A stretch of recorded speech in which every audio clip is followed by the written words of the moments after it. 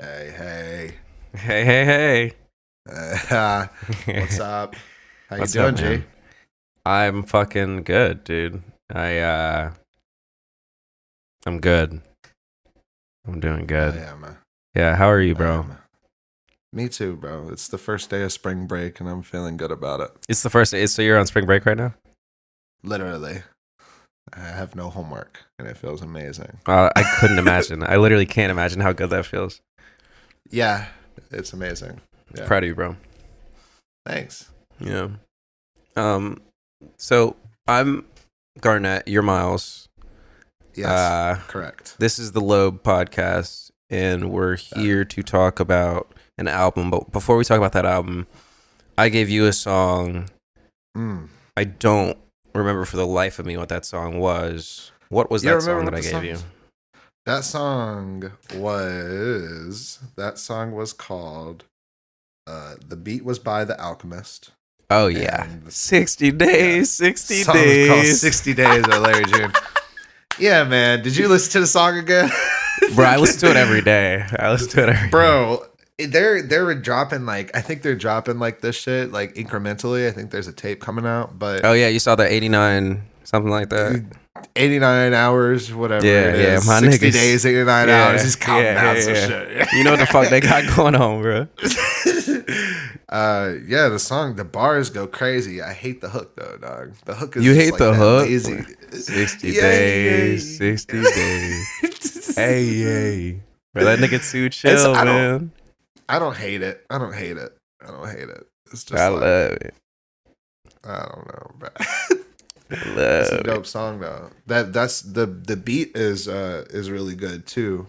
For real. Alk was deep in the milk, bro. It was cool to get a verse from him too.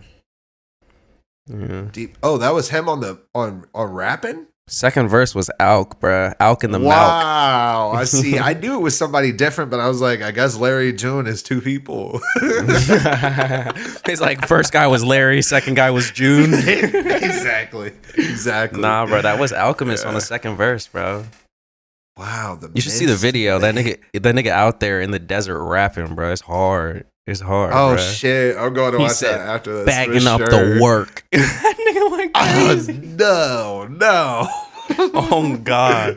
He got all his rings on, bro. It's hard. Oh my God, bro. Yeah. See why I was like, you would have to have some kind of brain change. Like you have to have someone else's mind to not like that song. You know what I mean? Like you would have to not be you to not like that song. Yeah, that song was screaming, like me.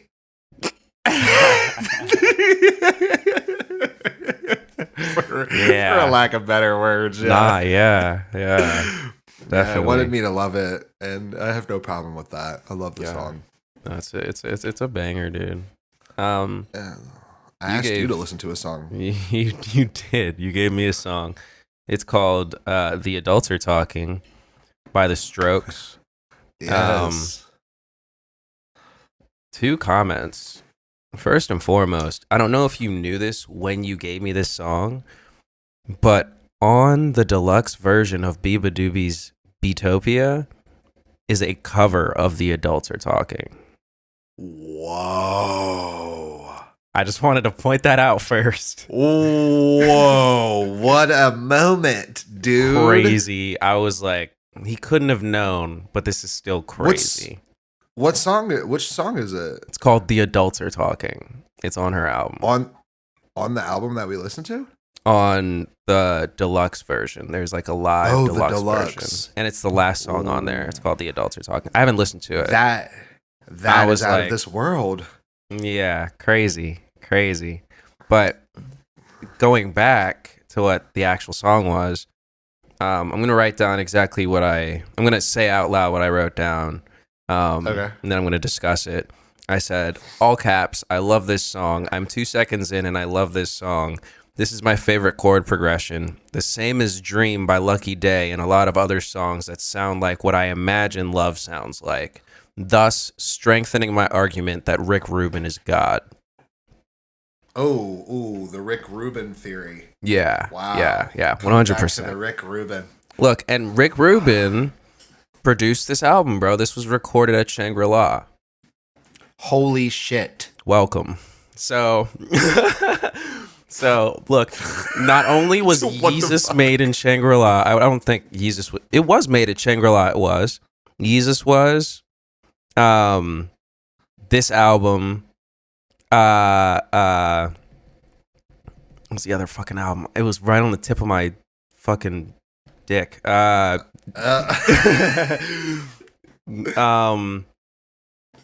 album by System of a Down, the one with Forrest and cover? ATWA on it. It wasn't Mesmerized. I think it was Mesmerized. It was Mesmerized. Yeah, that's what I was Mesmerized, created by produced by Rick Rubin.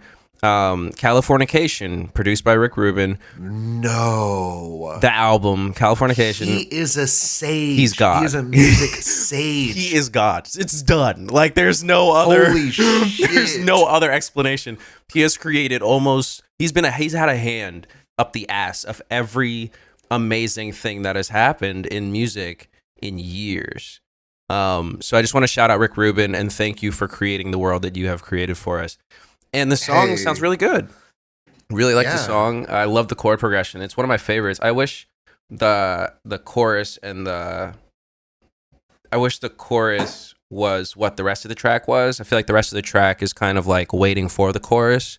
And I feel like we live in a generation where we get what we want all the time, so we don't have to wait for the chorus anymore. And I feel like this was made in a time period where the refrain was where you got to bask in the refrain. But nowadays we get the refrain the whole time. Like Don Toliver will give you, like the song No Idea, you're getting literally 3 hooks and then he just like goes through them. Yeah, the whole song is a hook. So you get that gold the whole time. Yeah.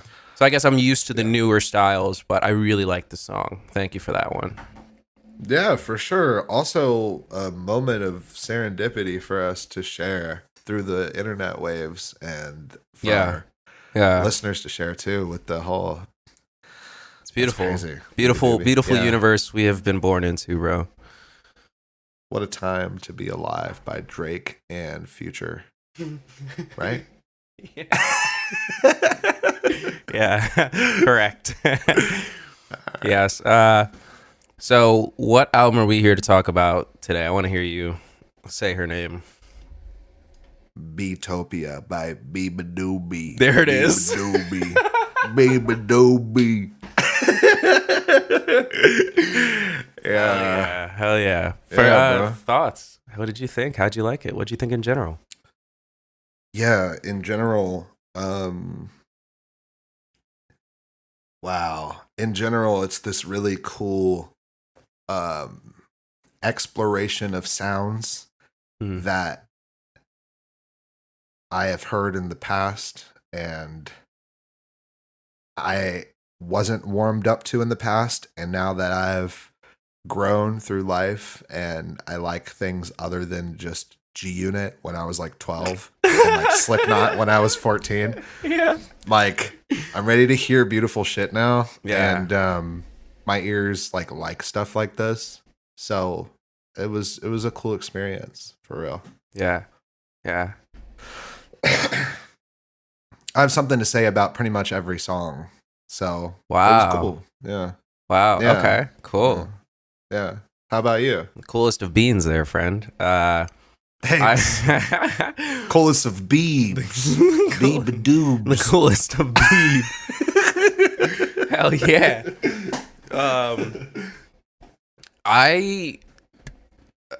It was a good album. I loved the reminiscent vibe that I got from the whole album. I'm gonna get into that a little later. Okay. But I'm not entirely sure I'm into it for a whole album. But I think it's personal preference as opposed to it being bad music. Agree. There's a line between bad music and good music, and this is on the good music side. It's just not for me in a way that I could respect it and enjoy it. But I think I would love it in a certain moment. And like while I'm living life, I feel like there's moments that would hit me where I'm like, I need to hear this album because it would fit my mood right now. And I think it was very well put together. and it felt like one long song, which I think is super cool in one way and kind of a problem in another way. Because it's like I like getting that amount of music in a very fitting way, but it's like it can be exhausting at a certain point. But we'll get into more of that a little later, you know. Yeah. But I think it was a good album. Favorite track? Really good. It sounds. Yeah, my favorite track is gonna be Dude, it's the sixth track. It's the bossa nova junk. The perfect pair. The perfect pair. Yeah, the bossa nova junk. Yeah. That shit is my jam, bro. Yeah. I was listening to that this morning. And I was like, damn, bro, she really did that bossa nova shit. Like, for real, for real. It sounds really good. It sounds really good. good. Yeah, she nailed it. Yeah. She nailed it. Yeah. That's my favorite track, too. I'm not even gonna beat around the bush, bro. I was like, go. It sounds really good. It was the first track I had heard from her. I love the drums. I love the melody. It sounds like now and then. You know what I mean? Like when this kind of music was being made regularly, it doesn't sound like she's doing her version of it. She sounds like she's dipping into the originality of that time period and shit. And they also, the way it was mixed, made her voice sound really warm. I would agree during the hook. During the hook, her voice sounds amazing. Yeah. But the verses, the airiness comes through in a weird way sometimes. You know what I think that mean? was the point, Her airiness honestly. That's why I liked it. Because I was like, you know, kind of like 444 or, you know, where Jay was like, nah, nigga, like, I want this to sound really bad. Nah, he didn't say right. Yeah, kind of like, I do know that. Kind of like when Ye did Follow God, where it sounds real crunchy, and I think it was done that way on purpose to make it sound warm and kind of radio-esque, you know? And that's why I liked it. I think there was there's a clarity that we crave because we're used to auto-tune that I don't get in this album that I really enjoy, you know? Yeah. And I'm also a sucker for a string section, bro. Like, I mean, come on with those strings coming in. I'm like, dude. I'm a sucker, bro. I'm a sucker for that shit.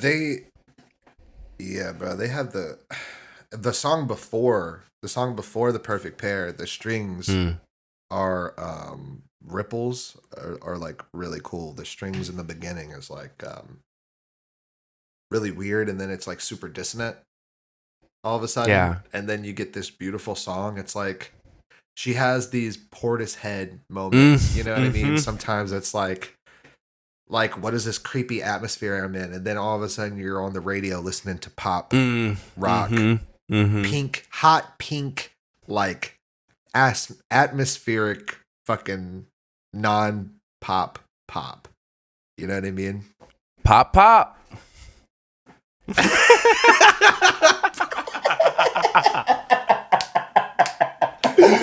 That should probably ricochet right off the back of your head. Holy shit. Pop. Wow. Yeah, throwback for the gang, bro.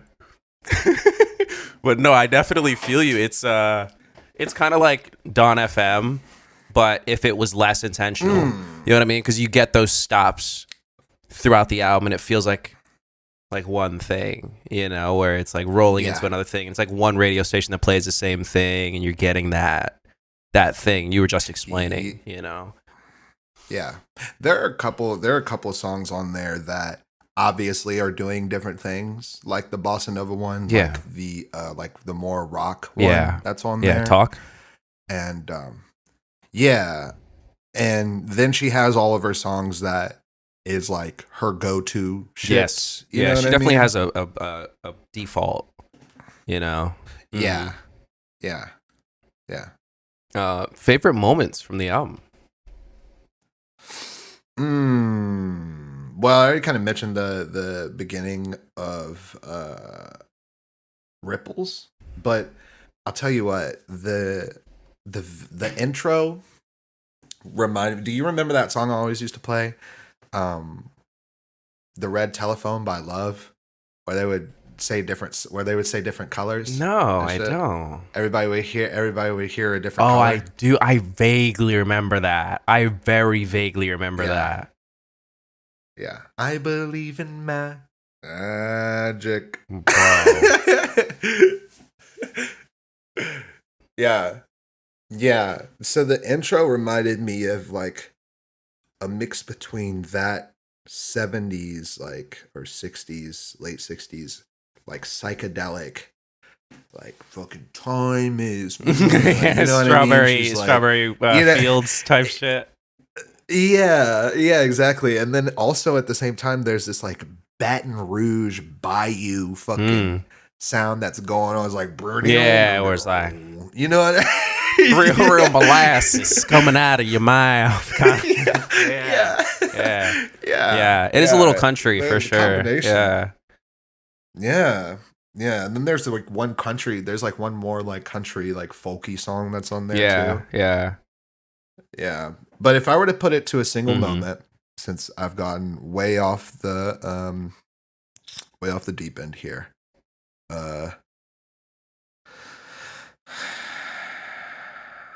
is not, I just call it the bossa nova one. Is The Perfect Pair the one where the hook sounds like the 90s R&B shit? Kind of, yeah. That's my favorite moment. It's hard. I think that it's genuinely hard to do things like that because you always want to step outside of the box and do crazy ass shit, like a kid with 100 crayons and a piece of paper. You know what I mean? But to minimize all of that bullshit and come out with a really cool sound like that, it's like the layers on her voice and everything, bro. That hook on The Perfect Pair is my favorite moment, this entire album for sure. No, I feel that. Yeah. I feel that. It's kind of a perfect song in a way that's like dangerous to do. Yeah. Because you can do that now. You know what I mean? You can make a perfect song, but it's also like a little dangerous where it's like people are looking for that in a way where they're going to ignore it. Lacey. You know what I mean? Steve Lacy, exactly. Like the Lacyisms. The Steve Lacy syndrome. Where you're making perfect music. You know what I mean? And it unless there's a little, I feel like it's kind of like when people will see something that's too perfect and they have to mess it up a little bit. It's kind of like with bow ties, where you tie a bow tie, you're supposed to have it look a little wonky so that people know that you tied it yourself. Because if it looks perfect, then people don't know that it's not a clip-on. Exactly. And it's kind of like that, where she like was able to rub a little dirt on it in a really comforting way. I definitely feel what you're saying. I definitely understand what you're saying. Hell yeah. I feel like my favorite moments for this album are the moments where my brain turns off and I'm back in like third grade. Because this sounds like Avril Lavigne. This sounds like Hayley Williams.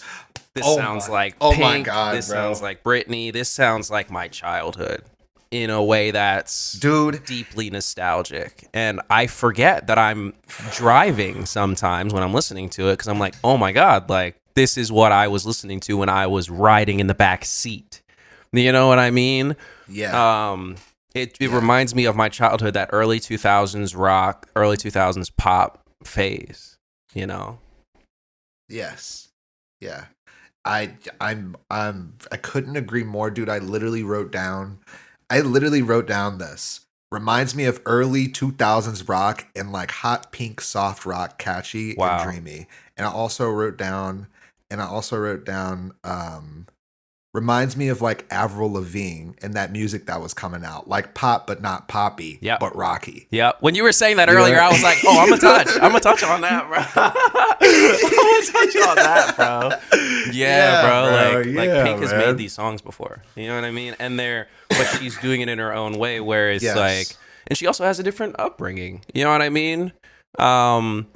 She's, you know, a person of color, and it's like it's super cool to see a person of color doing what we can do now, you know.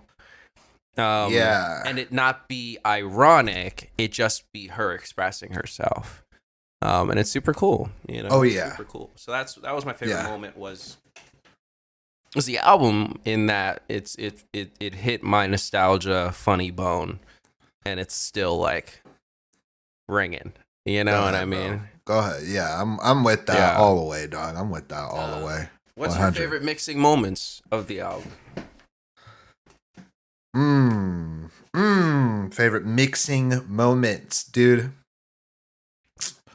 Okay, so like I was talking about earlier, the song fucking Ripples. I don't know why. I don't even I mean, Ripples is fine. It's just like some of the songs are like so emotional. You know what I mean? Yeah. And not that I'm not receptive to stuff like that. Sometimes I'm like, literally, keep it out. I'm like, I'm not letting it in right now. Yeah. You know what I mean? Yeah. But I think that some of my favorite mixing moments kind of wrapped around this idea that I've been thinking about, this musical idea I've been thinking about recently, and that's the bass walk down. You know what I'm talking about? Like walking with the bass, like where you just sort of go down each note that's in the scale, where the bass is just sort of, you know, playing a simple thing and it's going down. You know what I mean? There's specifically that moment in Ripples where the strings are matching. The string section comes in and it matches the bass that is walking down, is like doom doom doom doom, and then the fucking guitar comes in at the same time, and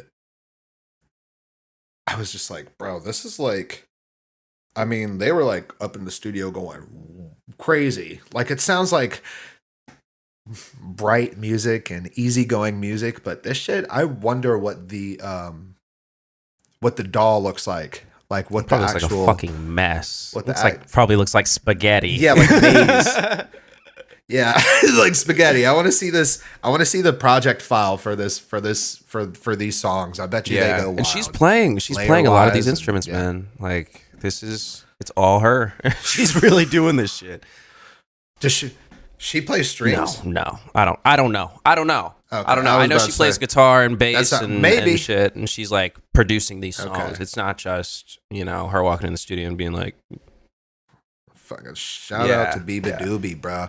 And to anybody, I usually do this. I mean, it's going to be spelled out in the fucking in the title or whatever, but I just want to say again, it's Beatopia, Beatopia is the album, and Beabadoobee is Figure It Out.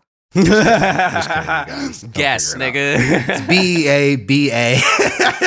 Beabadoobee. Beabadoobee. And that's it. Beabadoobee. Yeah, man. She's killing it. I didn't know she was producing these tracks, playing guitar. She wrote this shit. Yeah, hard, she wrote this shit. It's not just like, bro, you know.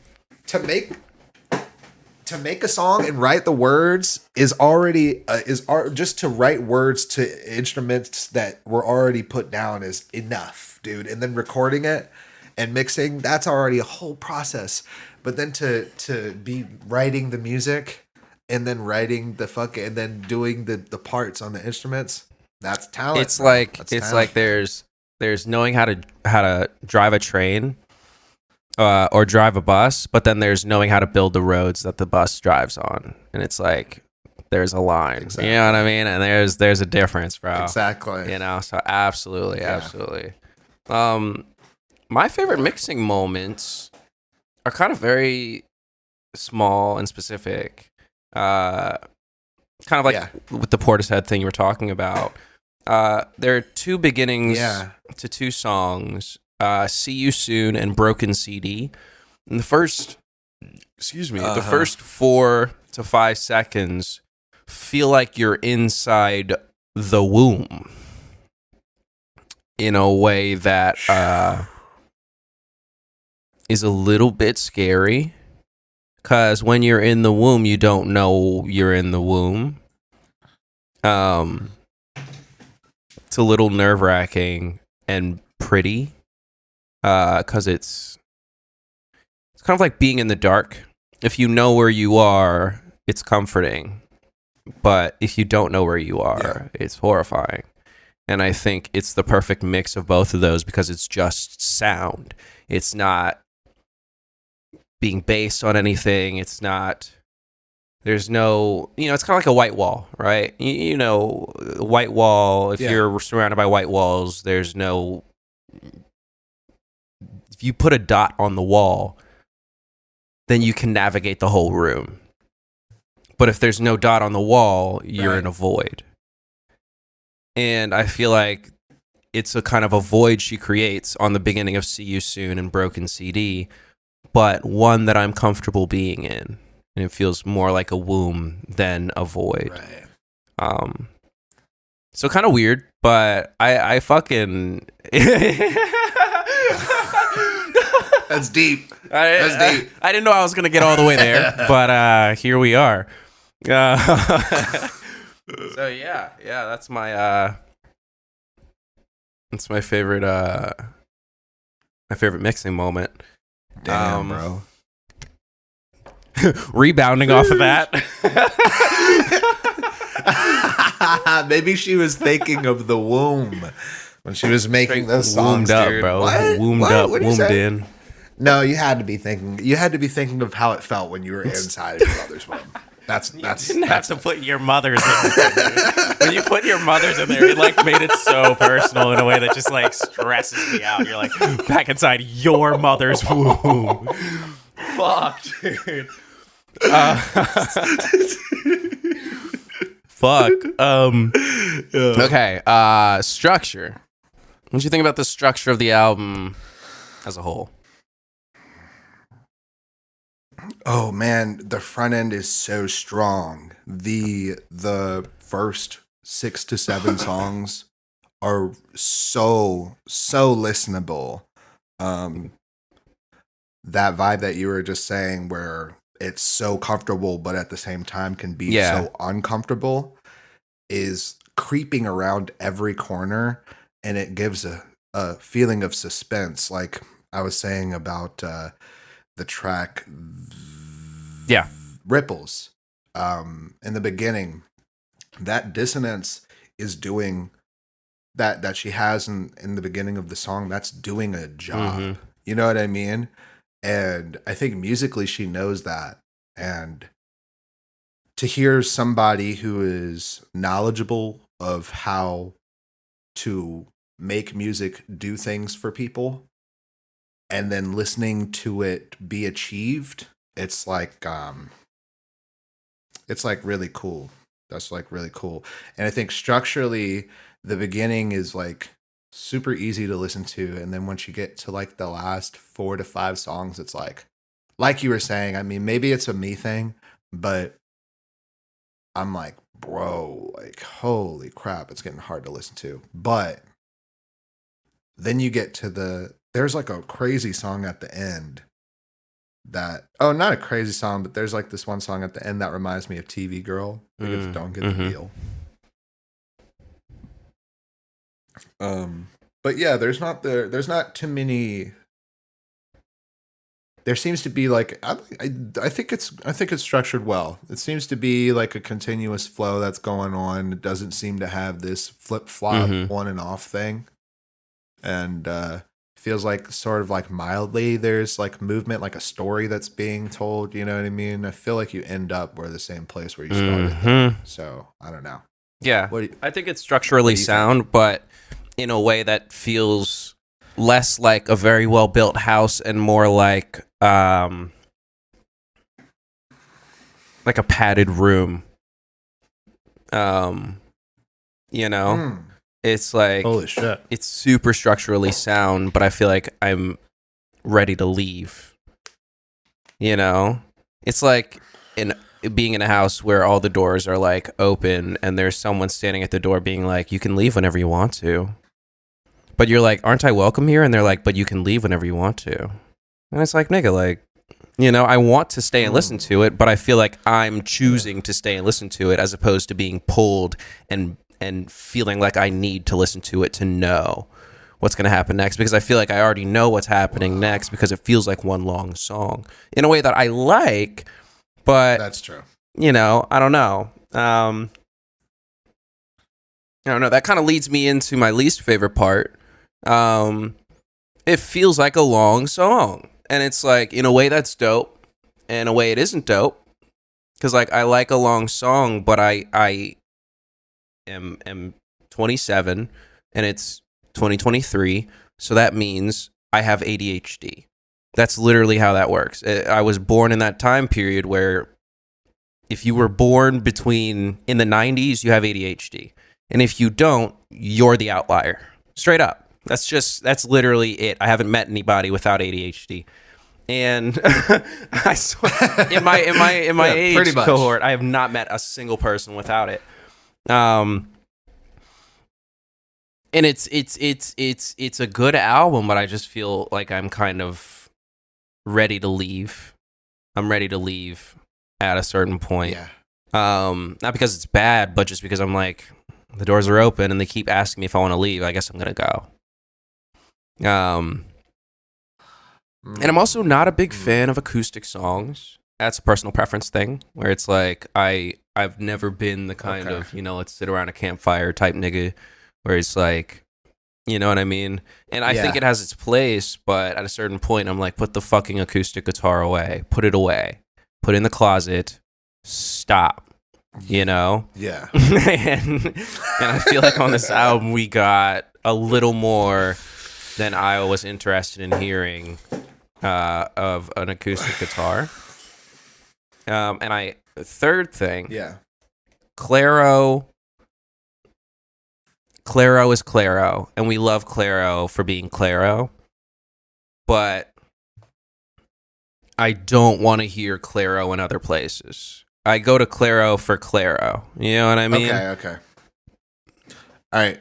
I'm gonna need context, and I'm gonna need to tell everyone that I've never heard of Beabadoobee before this. I don't know who Clairo is. I know nothing about anything. I am ignorant in this category as far as Beabadoobee is. Wow. Okay. Clairo is this redheaded artist. I think her hair's red. Yeah, it is.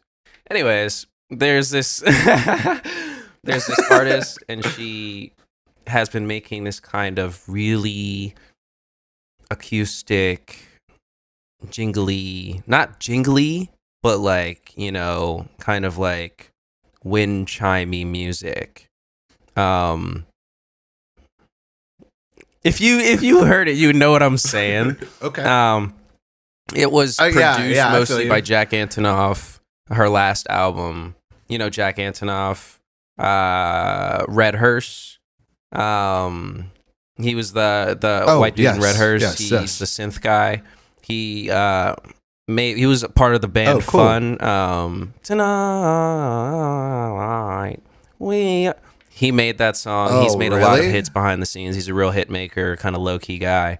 But he produced, low key hit maker. He produced a lot of the new album that Clairo put out. Give me one second. I'm just gonna fucking type it in. Golly, bro. I mean, golly so damn much. Day. So many musics, dude. Jeez, dude. In the world. Out there in the world to be discovering this stuff.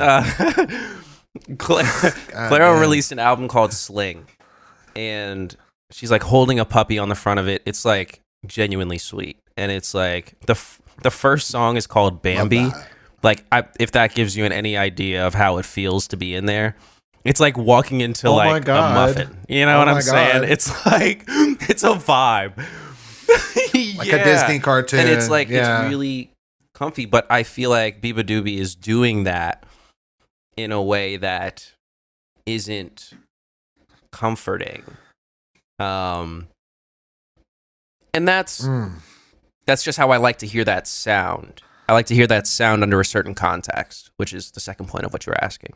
I like to hear that sound under a certain context, and I feel like the context of what Beatopia is doing isn't the right place for that. I would have liked more rock. I would have liked more, more distortion, and she leaned more comfort food. Right. So yeah, what are your least favorite parts? Oh, my least favorite part, honestly,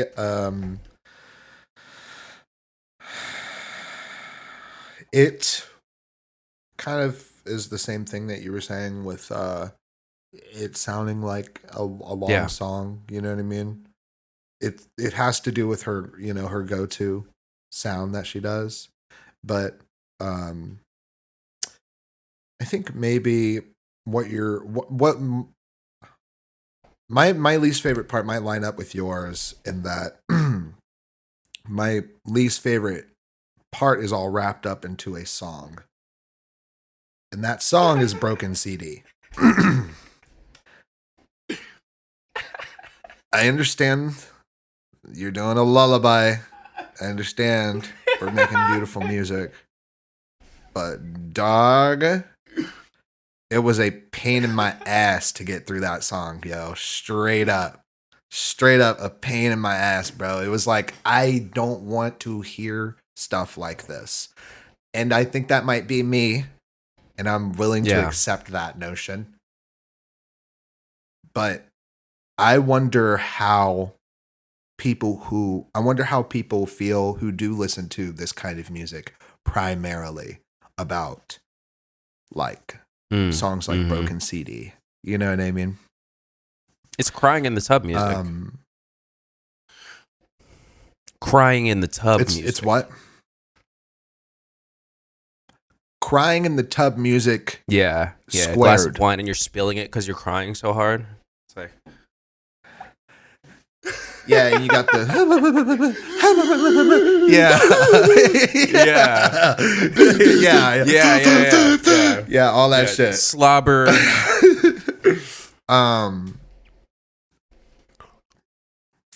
Yeah, I love all the folksy, woodsy shit. I love the like washed out, drowned out, the 100%. Actual band like washed out, you know what I mean? I love the Portishead. But yeah, I think that every part of the album that sounds like Broken CD is something that I have a hard time getting with. You know what I mean? Because it's like I'm getting beat over the head with a vibe that, I mean, I'm not. It's your kryptonite, bro. That's your kryptonite. You know what I mean? Is like sad music. Yeah. So I completely get it, Yeah. Sad music that's because I can do sad music that's flavored in the way of being happy, like Hey Ya. Hey Ya is depressing as fuck. Sure, but dude. That's a peppy song, dude. Yeah, that's not a sad song. You can call Hey Ya a sad song, but it's only technically sad. It's sad by default. You know what I mean? You have to like magnifying glass know that song is sad to know it's sad. Yeah. But actual sad music is your kryptonite, bro. So I couldn't imagine you actually liking that. I definitely get that. Definitely get that. Yeah. But hey, it needs to be felt and expressed. Yeah. So I feel like I'm here for it. Our least favorite parts were like weren't because she was doing something wrong. It's our conception or perception of music and how we like to hear it, which I love. Exactly. Yeah. Exactly. That's exactly right. Because I could tell that she was doing good shit, and I was just like, I don't like this in my It's like, ear, thanks, but please stop. Yeah, absolutely. So the world thanks you, but I don't want to hear it. I don't like but I don't. I don't thank you. What did you get from this album, boss? Yo, so my takeaway, actually, you already basically ran through my takeaway.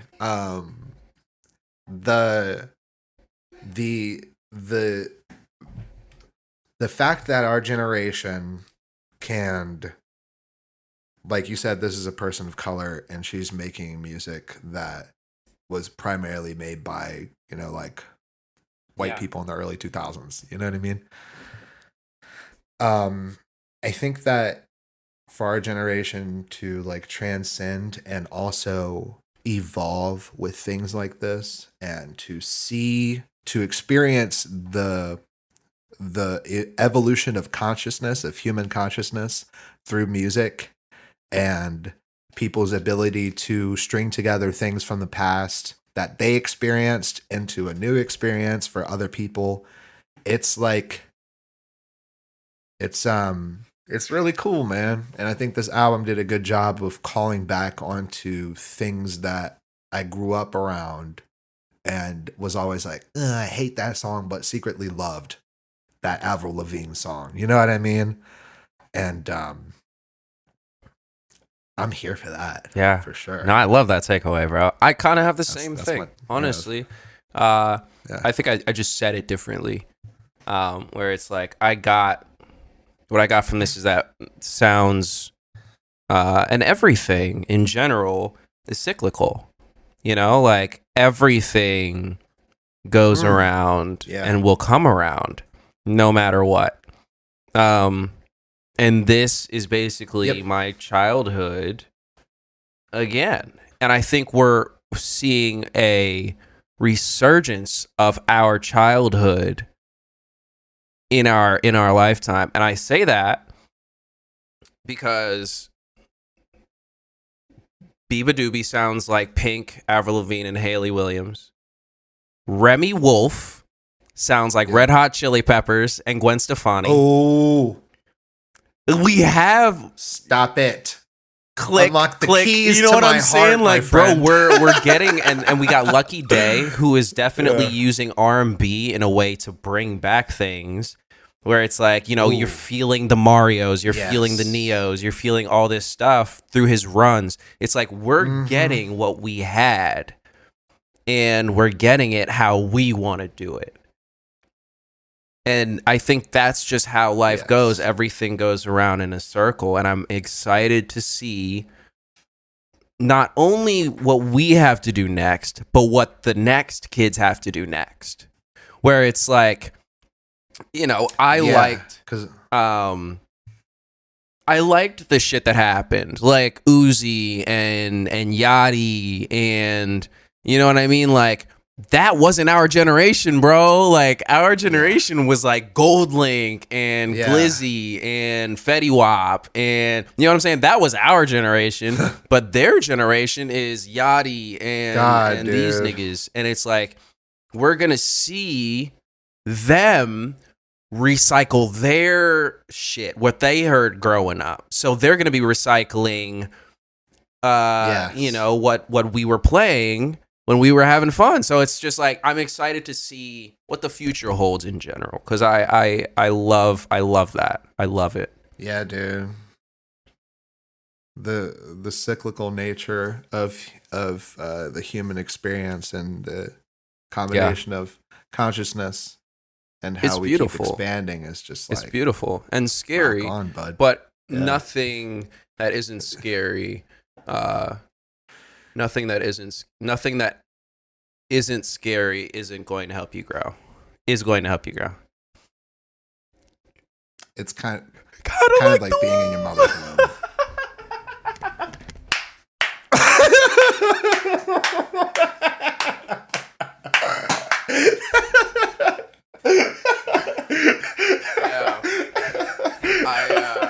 I think we should make t-shirts that say Womb Raiders.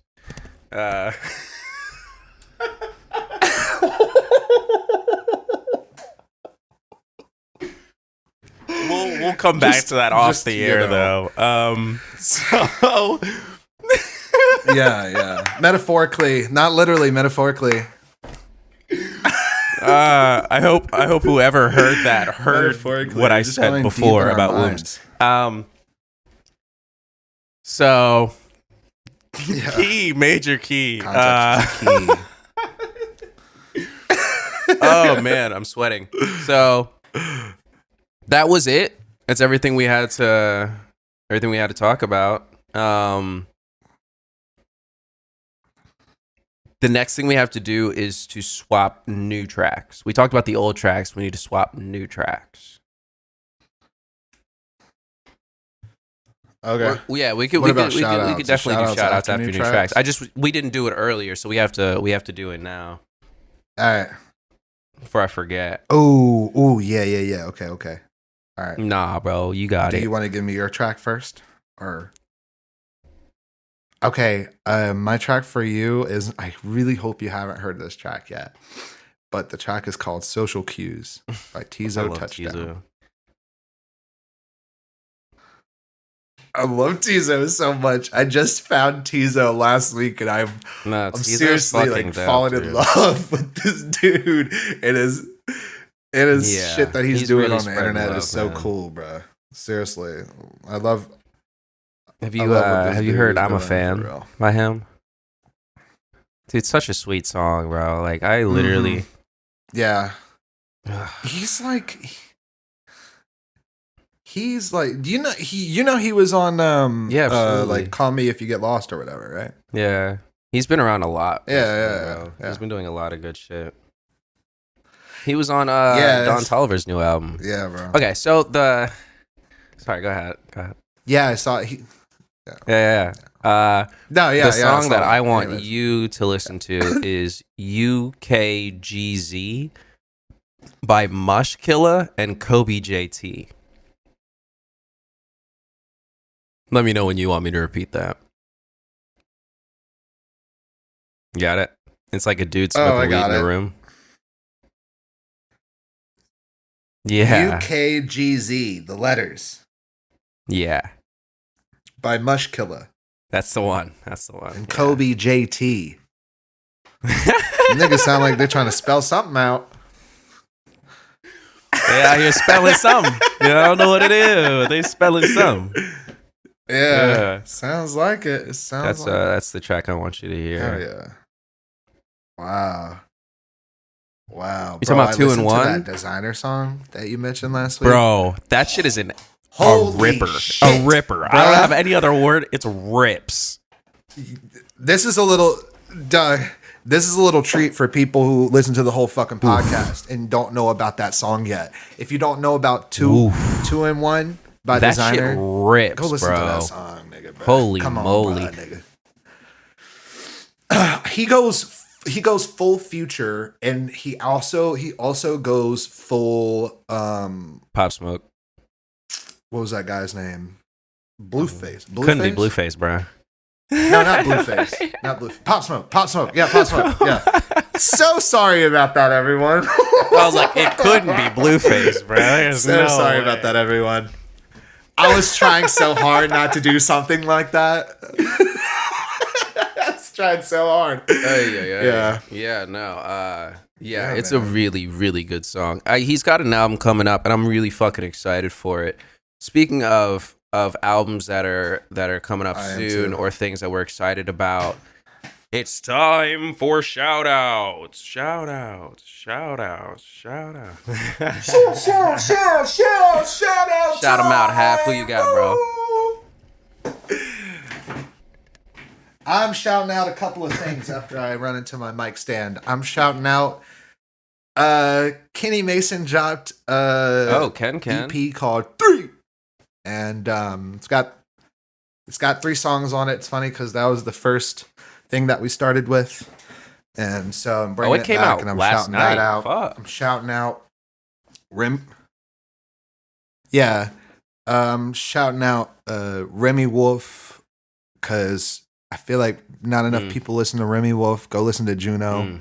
Maybe we'll go over it in the future. I also want to give a big shout out to me. Being myself. Yeah.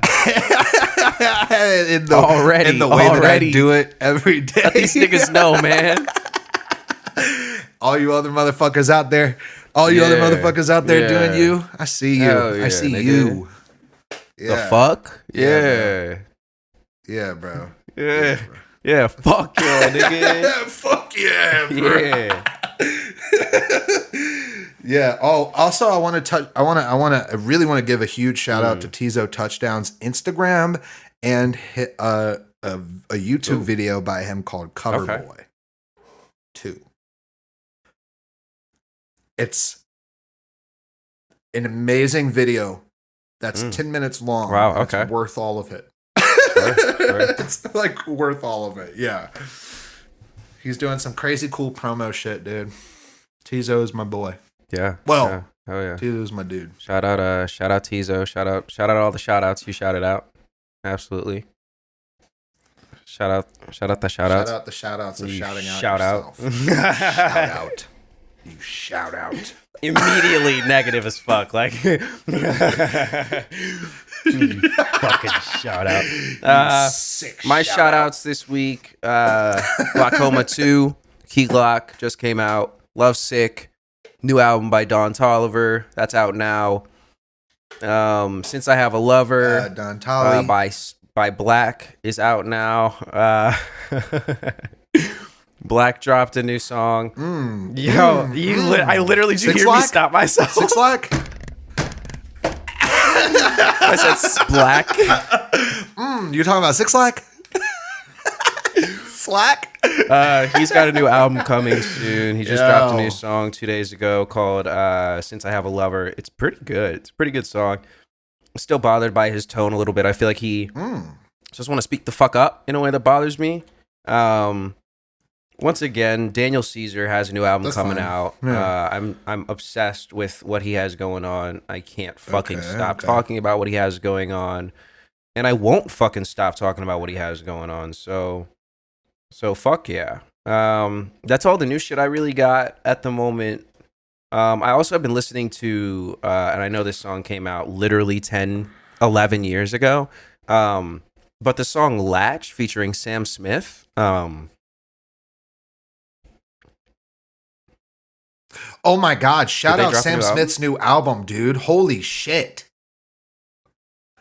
Bro. Savani had me listening to Sam Smith's new album. Holy moly.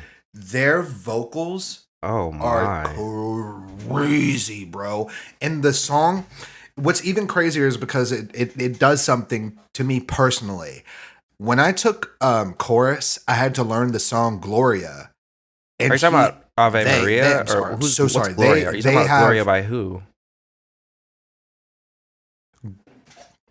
Gloria is this song that is a part of the songs that are sung at the beginning of Catholic Church. Okay, I know what you're talking about. Yeah, and I had to learn that song.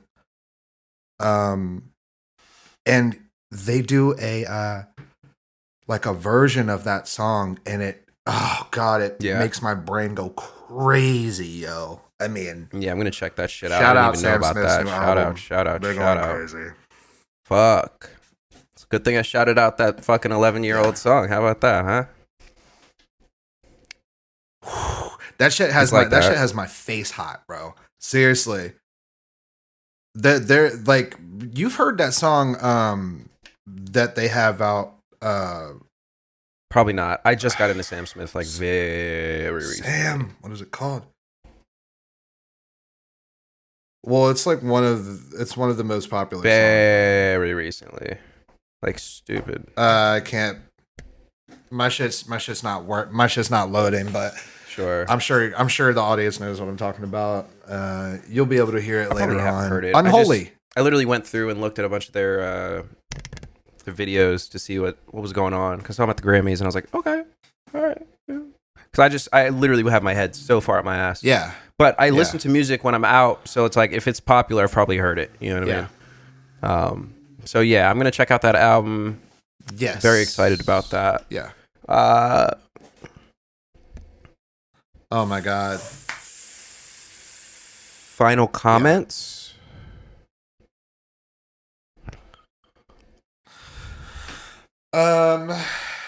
Yo, shout out to Frank Ocean. Why are you saying that? Is there a new album? Okay, all right. Don't fucking do that, Miles. No, I listened to. I know. I listened to Blonde the other good. day and cried Sounds the entire cathartic. time. Hell yeah. So I'm shout happy out for to you, Frank bro. Ocean. Yeah. Sounds exhausting. It was a lot. Because it's like It was a lot. a long album. You can fully go all the way it was there exhausting. and all the way back. It's like an hour and 23 minutes. Yeah. Yeah. Genuinely upsetting. Yeah. At the end, I felt like weak.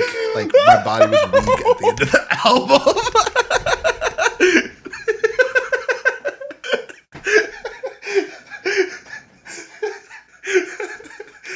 Legitimately, I was in fucking pain, bro. Bro, he snake charmed the depression that I had inside of me out. I didn't even know it was That in shit there, left bro. through your mouth in the form of light. Nigga went, Straight tears. I was like, I was hitting the tub. cry? You hit the tub I was cry hitting the in tub public? in public, bro. The tub cry in Hell public, nah, bro. bro. Yeah. Oh God! I was sitting at the stoplight. I was sitting Nigga at the hasn't stoplight. tinted the talking about windows some- yet. They like, nigga, I'm in pain. Please stop, bro. Don't look at me. I'm having a fucking moment. Hey, yo. Holy shit. Yeah, no, I feel you heavy on that, man. Shout out Frank, bro. I'm excited. I'm going to see him. I know I've said this multiple times on this podcast, but I'm going to keep saying it until I actually go, and then I'm going to talk about it for a few years after that. But I'm actually going to see Frank Ocean at Coachella, and I'm very excited about that. I can't wait. If wait. I didn't have control over my bladder, I would just be pissing my pants every single day waiting to go see Frank Ocean. I mean, So, bro, I mean, like, so what a life, Frankie you know? What a life we have. What a Time to Be Alive by So Drake. And He said, "What a time to be." I said, what a time to be alive. By Drake. I really had to process what you're saying. I was like, "What?" Okay. Yeah. Let's do a moment of silence. Yeah, I was about to say moment of silence, and we're out. Man. I think that's it.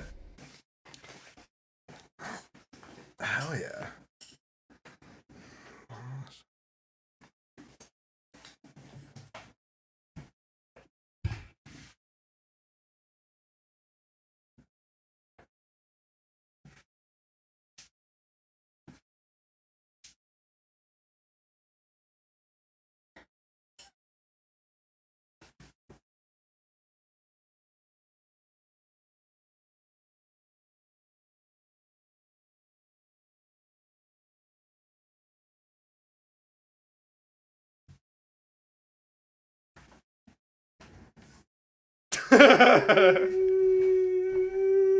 Beabadoobee.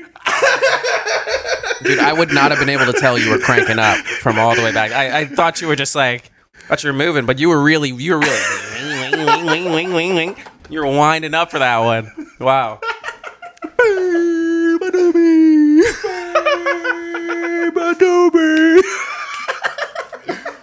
Stupid, bro. All right, well. Yeah. Yeah. Y'all have a good fucking week. Enjoy your See you lives. next Friday. Bye.